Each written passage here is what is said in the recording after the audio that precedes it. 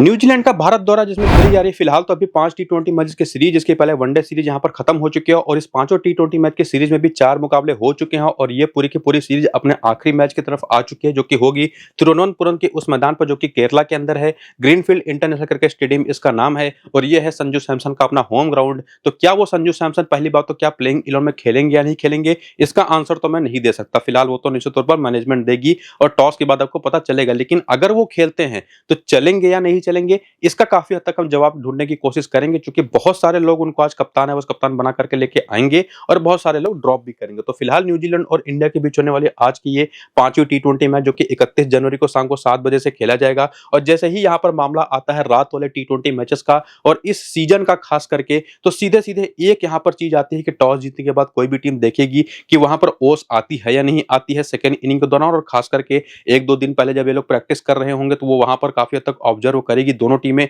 कि ओस यहाँ पर गिरती है या नहीं गिरती है। और अगर ओस आएगी, जो कि निश्चित तौर पर ऑब्वियस है, तो कोई भी टीम टॉस जीत करके पहले फील्डिंग ही करना पसंद करेगी। बाकी पिछले 4 मुकाबले जो इस मैदान पर खेले गए हैं उसके स्कोर कार्ड अगर आप देखेंगे तो बहुत ज्यादा आइडिया तो आपको मिलेगा नहीं। हालांकि यहाँ पर 235 का स्कोर डिफेंड हुआ, यहाँ पर 170 का स्कोर चेज हो गया वेस्ट इंडीज के द्वारा, यहाँ पर 106 का स्कोर तो चेज होना ही था। और यहाँ पर भी 67 जो कि बारिश से प्रभावित मैच था, छोटा मैच किया गया था, 2 ओवर का पावर प्ले था, टोटल 8 ओवर का ही मैच था, उसको भी इंडियन टीम ने जीत लिया था। और इन चारों मैचेस में 2 बार पहले बैटिंग करने वाली टीम, 2 बार बैटिंग सेकंड करने वाली टीम जीती है, जिसमें स्पिन को 16 और पेस को 28 विकेटें मिली हैं। पेसर्स ज्यादातर पहले इनिंग में डोमिनेट करते हैं, तो सब कुछ लब्बो लुआब आपको वही देखने को मिलेगा पिच के रिगार्डिंग के नंबर्स चाहे जो हों, लेकिन ओस का ही एक फैक्टर है जो कि काफी हद तक टीमों के बारे में या टीमें अपने हिसाब से तय करेंगे कि टॉस जीतने के बाद उनको करना क्या है। तो ओस के बारे में जो भी अपडेट होगा कि वो सेकंड इनिंग के दौरान ही आ जाएगी या शुरू से ही आना शुरू हो चुकी है, तो ओस के अपडेट्स को लेकर के सारी जानकारी आपको मैं टेलीग्राम और व्हाट्सएप चैनल पर दूंगा और उसके बेसिस पर जो भी टीमें फैसला करेंगे टॉस जीतने के बाद वो भी इंफॉर्मेशन दूंगा।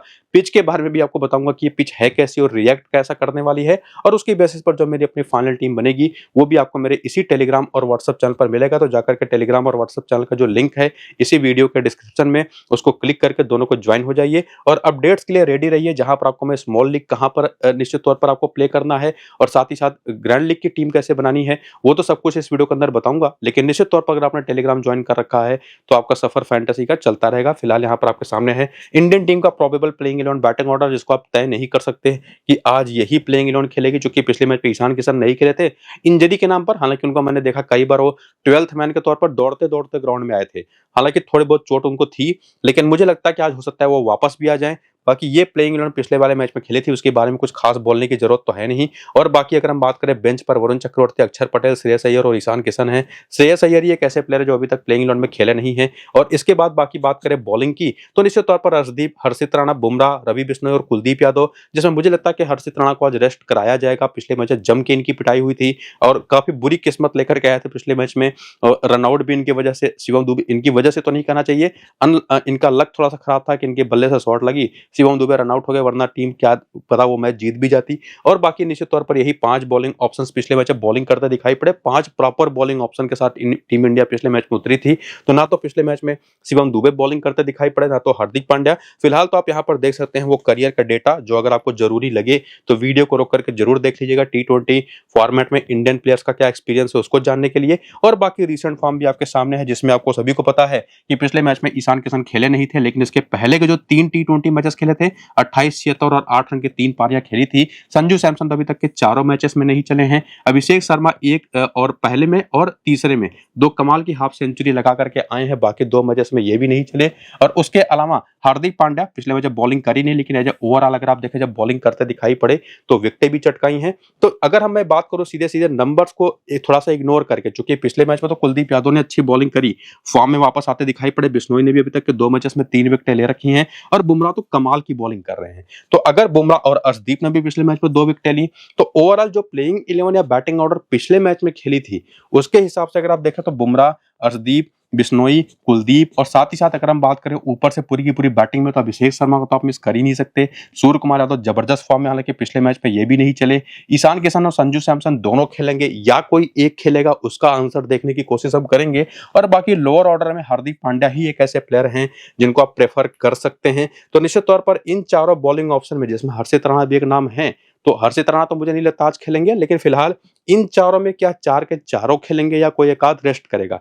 बुमराह मुझे लगता है कि एक बार फिर से आज रेस्ट करते दिखाई पड़ेंगे, तो थोड़ा-सा टीम बनाना आसान हो जाएगा। लेकिन प्रॉपर अगर आप देखें इस पूरी टीम, इंडियन टीम को ना, तो 7 से 8 ऑप्शन तो मिनिमम है, जिनको आप पिक करना ही चाहेंगे और करना भी चाहिए, वरना निश्चित तौर पर आपके पास एक लॉस निश्चित तौर पर सामने खड़ी होगी। लेकिन संजू सैमसन का जो हमको आंसर चाहिए था, जिनके आंकड़े अगर आप न्यूजीलैंड के खिलाफ देखें तो 6 मैच में केवल 50 रन है, ये बड़ा ही कंसर्निंग है। तो आज अगर खेलते हैं तो लेना है या नहीं लेना, थोड़ा-सा और आगे चल करके हम उसका आंसर देखने की कोशिश करेंगे। और बाकी सारे हेड टू हेड के जो डेटाज़ हैं ना, वो उतने इंपॉर्टेंट है नहीं।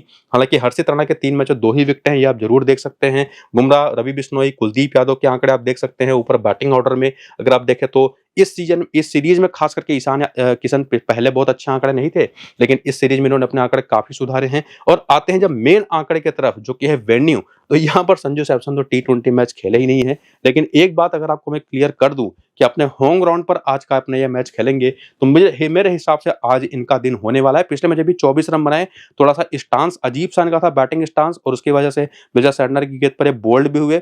मुझे लगता है कि आज इनका दिन होने वाला है, होम ग्राउंड है तो निश्चित तौर पर चलेंगे। तो मैं तो सजेस्ट भी करूंगा कि कम से कम वाइस कप्तान तो बनाइए, या एज ए प्लेयर तो जरूर लेकर के जाइए। बाकी इस मैदान पर अगर आप देखें तो शिवम दुबे एक मैच में 54 रन बना चुके हैं, विकेटलेस गए हैं, 2 मैच में 82 रन बना चुके हैं। यहाँ पर एक ही बार आउट हुए सूर्य कुमार यादव, 52 रन इसी मैदान पर एक बार खेल करके बना चुके हैं। ईशान किशन, यहाँ पर हार्दिक पांड्या नहीं चले हैं। बॉलिंग में अर्शदीप बिश्नोई यहाँ पर खेल चुके हैं, चले भी हैं, कुलदीप भी चले हैं यहाँ पर, इवन बुमराह के भी 2 विकेट हैं एक मैच में। बाकी प्लेयर बैटल के आंकड़े भी आपके सामने, उसको भी अगर आप देखना चाहें तो देख सकते हैं।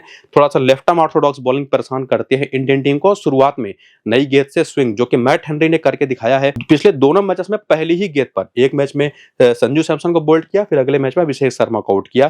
तो ये एक मैट हेनरी का नाम और सैंटनर का नाम बहुत इंपॉर्टेंट रहेगा। हालांकि आपको जिमी निशान भी दिखाई पड़ेंगे, काइल जेमिसन भी दिखाई पड़ेंगे, जो कि या तो इस सीरीज में खेले नहीं है जिमी निशान तो, और काइल जेमिसन खेले हैं तो उतना प्रभाव छोड़ नहीं पाए हैं। ईशान किशन के खिलाफ भी ईस्ट सोडी और जैकब डफी, और ईस्ट सोडी तो खास करके लगातार चारों टी20 मैच में अच्छी बॉलिंग तो नहीं करी, उन्होंने रन बहुत ज्यादा बचा नहीं पाए हैं, लेकिन विकेटें निकाल करके दी हैं अपनी टीम को। और बाकी सूर्य कुमार यादव, हार्दिक पांड्या और शिवम दुबे के खिलाफ भी वही कुछ कॉमन नाम ही है जो आपको बार बार दिखाई पड़ेंगे, सैंटनर, डफी और मैट हेनरी का और ईस्ट सोडी का। तो वो 4 बॉलिंग ऑप्शन हमेशा इंपॉर्टेंट होते हैं इस पूरी की पूरी इंडियन बॉलिंग बैटिंग अटैक के खिलाफ। और वो निश्चित तौर पर अगर प्लेइंग इलेवन में खेलते हैं, अगर मैट हेनरी हो, ईस्ट सोडी हो, जेकब डफी हो, सैंटनर हो, तो उसमें किसको लेके जाना है, किसको छोड़ना है, वो भी आंसर आपको देखना पड़ेगा। सैंटनर को लेकर के कोई डाउट आपको रखना ही नहीं है। बाकी हेनरी, सोडी और जेकब डफी तीनों को आप ले भी नहीं जा सकते, क्योंकि बैटिंग ऑर्डर में भी अगर आप देखेंगे तो डेवन कॉनवे, टीम साइफर्ड पिछले मुझे कमाल के फॉर्म में दिखाई पड़े हैं। इवन ग्लेन फिलिप्स और डेरिल मिचेल तो अच्छे फॉर्म में हैं ही, तो किसको पिक करेंगे ये भी देखना पड़ेगा। बाकी बेंच इनके सामने, जिसमें माइकल ब्रेसवेल को लेकर के अभी भी कोई अपडेट नहीं है कि फिट हुए हैं या नहीं हुए। बाकी बॉलिंग जो पिछले मैच में हुई उसका भी डेटा आप देख सकते हैं, जो कि बहुत जरूरी नहीं है।